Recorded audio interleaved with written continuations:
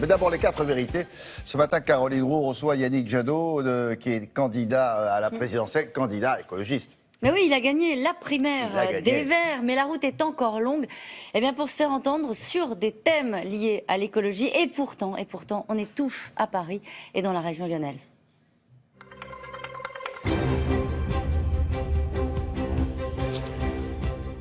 Bonjour Yannick Jadot. Bonjour. Alors la circulation alternée reconduite à Paris notamment et dans 22 communes de la Petite Couronne. Hier, il y a eu 375 kilomètres de bouchons aux abords de la capitale. Les consignes, elles ne sont pas respectées. Ça vous met en colère, ça, ou pas ?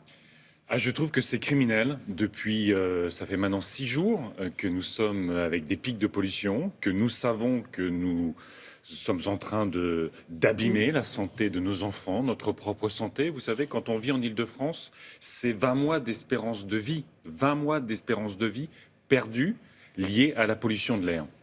Donc on est dans un moment où on a l'impression qu'on attend toujours la petite brise, la petite pluie qui va nous permettre de ne pas agir, qui va permettre aux autorités de ne pas agir. Et puis une fois qu'on agit, il n'y a aucun contrôle.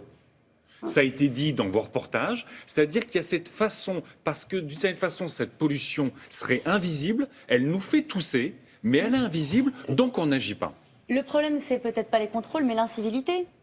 Il y a une partie d'incivilité, mais à partir du moment où le gouvernement n'apparaît pas ferme sur cette question-là, n'apparaît pas mettre la santé, notre santé, celle de nos enfants, comme absolue priorité, il a l'air d'hésiter. Un jour c'est oui, un jour c'est non. Et on entend Pécresse, on ne sait pas si elle le veut. Et on entend Collomb, le maire de Lyon, on ne sait pas s'il le veut ou s'il ne le veut pas. Forcément, les citoyens se disent, eux-mêmes, ce gouvernement hésite.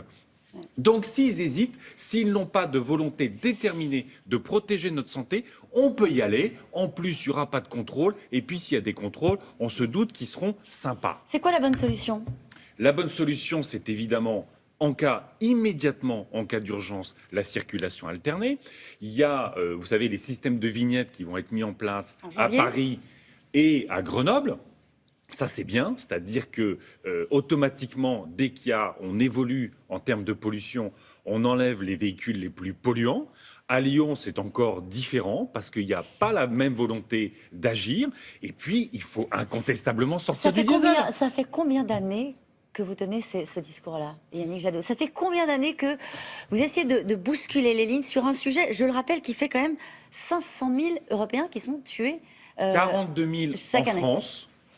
15 000 liés au diesel. Pourquoi vous n'y arrivez pas? Je dis vous, collectivement, pourquoi ça ne marche pas? Pourquoi on n'y arrive pas? Ça montre que s'il n'y a pas d'écologistes, il n'y a pas d'écologie. C'est qu'on a des responsables politiques qui disent s'occuper de notre santé. La réalité, c'est que dès qu'ils sont confrontés à arbitrer entre la circulation, le diesel ou notre santé, malheureusement, ils n'arbitrent pas pour notre santé. Vous dites ils collectivement? Bien sûr. Qu'est-ce qui réunit aujourd'hui un Fillon, un Juppé, un Sarkozy, un Valls, un Montebourg? Ils adorent le diesel. Ça fait des années qu'on sait que le diesel pollue. Ça fait des années qu'on sait que ça n'est pas bon pour notre industrie. Est-ce que vous pensez sérieusement, madame, que quand les titres des journaux français, c'est « La France championne du monde des voitures sales », est-ce qu'on va garder nos emplois? Est-ce qu'on va garder notre industrie? Est-ce qu'on va être dynamique dans le commerce mondial si on a les voitures les plus sales? Non, on gardera une industrie automobile si on fait des voitures propres, peu polluantes, qu'on partage, des voitures intelligentes. Et en plus, c'est notre vie. Vous avez cité la moitié de la classe politique, en tout cas de ceux qui étaient en situation ou qui sont aujourd'hui en situation d'être responsabilité. Vous n'avez pas cité Marine Le Pen. Elle a fait une convention sur l'écologie. C'était le week-end dernier, c'est passé un peu inaperçu, mais il n'y a aucun thème qui échappe désormais au Front National. Alors elle a détaillé ses propositions pour une écologie patriote, dit-elle. On ferme les frontières, donc on produit plus près. Et du coup, on fait de l'écologie. Elle condamne la ferme des 1000 vaches, comme vous, pour produire bio, préserver les territoires. Vous n'avez rien à enlever à ce qu'elle dit sur l'écologie? J'ai tout enlevé à ce que dit Marine Le Pen, parce que s'il y a un sujet sur lequel il n'y a pas de frontières, c'est bien l'écologie. Le dérèglement climatique, l'extinction des espèces, l'épuisement des ressources, nos maladies chroniques, toutes les pollutions, c'est évidemment quelque chose qui se passe en dehors de nos frontières. Donc moi, l'enjeu, c'est pas le repli L'enjeu, c'est de construire ensemble les solutions à la crise écologique. Quand je vois des collectivités, les mairies, les régions, à l'échelle du monde, se mettre ensemble, partager leurs expériences pour justement essayer de créer la ville propre, quand je vois... Donc c'est ça le sujet. Et puis, c'est la cohérence. L'écologie, c'est la cohérence. Vous ne pouvez pas prétendre être pour la biodiversité et dès que vous avez quelqu'un qui n'a pas la même couleur de peau ou qui n'a pas le bon prénom, il doit être exclu de la communauté nationale. Donc, aimer la nature, c'est aimer la biodiversité, c'est être dans une société ouverte. Oui, une société qui relocalise l'économie, mais une société qui est toujours ouverte et qui aime chacune et chacun de la même manière. C'est parce que c'est pas facile de parler d'écologie que vous avez lancé une charge contre François Fillon. Vous lui demandez des comptes, vous lui réclamez de la transparence à François Fillon, notamment sur une société de conseil, 2F Conseil, qui lui aurait rapporté plus de 60 000 € de salaire net entre 2012 et 2015. C'est quoi le problème ?